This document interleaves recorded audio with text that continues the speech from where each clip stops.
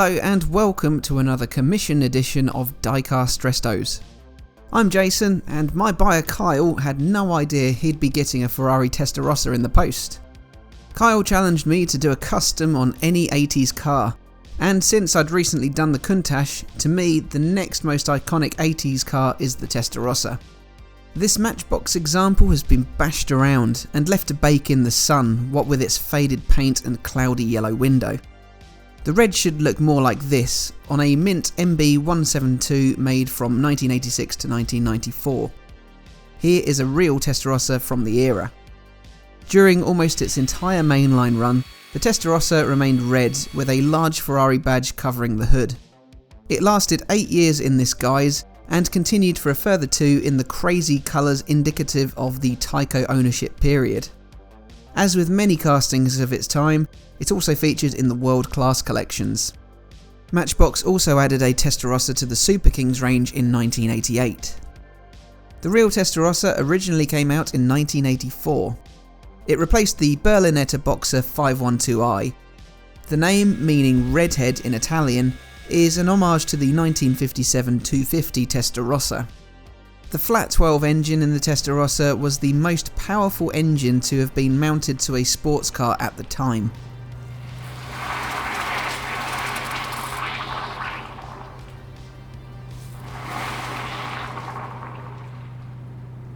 The Testarossa was designed to fix the faults of its predecessor.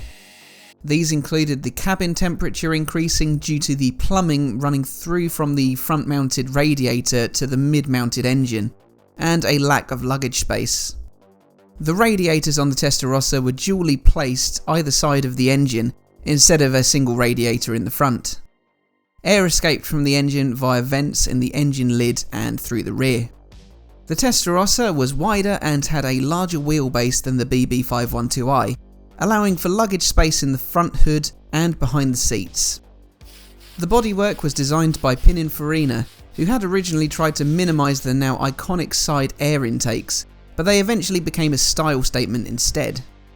Unlike its competitor, the Lamborghini Countach, the Ferrari did not require a rear wing due to its lower drag coefficient. The car was powered by a 4.9 litre naturally aspirated flat 12, producing 385 horsepower. It was an evolution of the 512i engine, with 4 valves per cylinder instead of 2. The Testarossa became an icon of the 1980s, particularly after featuring in the 1986 third season of Miami Vice onwards, and the 1986 arcade video game Outrun. But more on those shortly, as my customizing is about to begin. Well, restoring first, I suppose. I've decided on behalf of Kyle to repaint this Testarossa in red.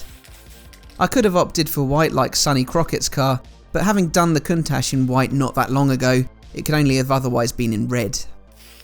I'm also painting the base red instead of black, as the rear bumper forms part of the base. It would not be correct in terms of realism if it were black. The white Testarossa in Miami Vice replaced the replica black Ferrari Daytona 365 GTS4 after the second season. This came about as Ferrari filed a lawsuit to cease using rebodied Corvettes. Not wanting to face legal action, producers accepted Ferrari's offer of 2 free 1986 Testarossas so long as the replicas were destroyed. As a result, the Daytona was destroyed in the first episode of the third season, with the Testarossa first making an appearance in the following episode. Reportedly, Enzo Ferrari himself was a fan of the show. Now here I had tried to use some Meguiar's Plast-RX on the window piece to help remove some of the yellowing. I used this on the plastic windows of the soft top of my Mercedes SL, and it works wonders. But not so for the Ferrari window, so I again opt to use the effective but slow hydrogen peroxide method. Meanwhile, I give the rear grille section its turn signals, brake and reversing lights. This should help bring the rear end to life a little. In Outrun, Saga chose to use a Ferrari Testarossa as the game's playable car, following developer Yu Suzuki's scouting trip to Europe, and in particular Monaco.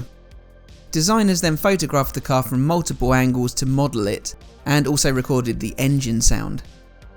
As we now know, the game would go on to be a critical and commercial success, becoming the highest grossing arcade game of 1987, while becoming one of the best-selling video games after being ported to consoles and home computers. The wheels on the original Testarossa were 5-spoke, single-bolt centre-locking wheels. These 3D printed replicas are more similar to the design of the 5-bolt saw also seen on the Testarossa. These get a flat light grey coat of paint that I think will suit the car. The axle ends will be dabbed with a touch of yellow to act as the centre caps. The original Testarossa was replaced in 1991 with 7,177 produced over 7 years.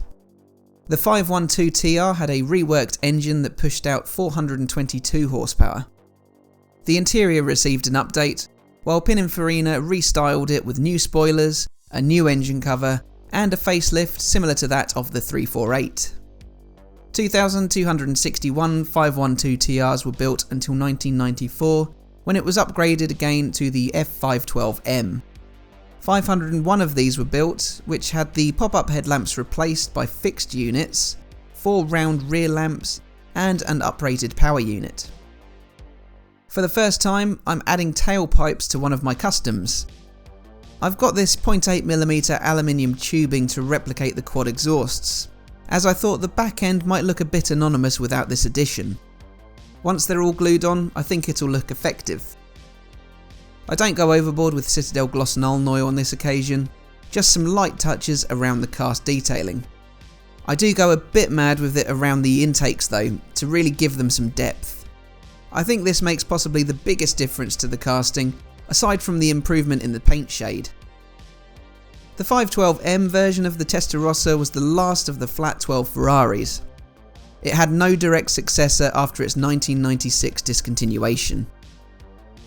Now though, I'm coming to the closing stages of this build. I add in some chrome highlights on the base and write Kyle a tiny message in my Molotov chrome pen. It seems a shame to ignore the base detailing on my customs. The interior gets a touch of colour on the steering wheel and some dials for the dash. Then I refit the suspension piece to the base, place the wheels underneath it, then add the yellow for the centre caps of the Ferrari T wheels.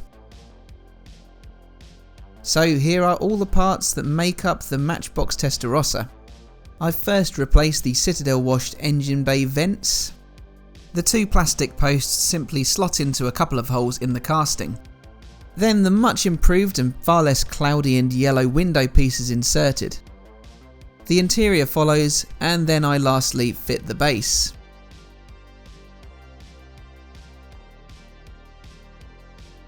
Two M2 screws hold that secure. So this is how the Matchbox Ferrari Testarossa looked when I picked it up just for Kyle. I like a challenge, so I wanted to sort out that awful yellowed window piece, and naturally fixing the paint problem would come in time. This casting had evidently lived a hard life, and with it fitting Kyle's 1980s request nicely, it seemed like the perfect fit. Hopefully this commission piece lives up to his expectations.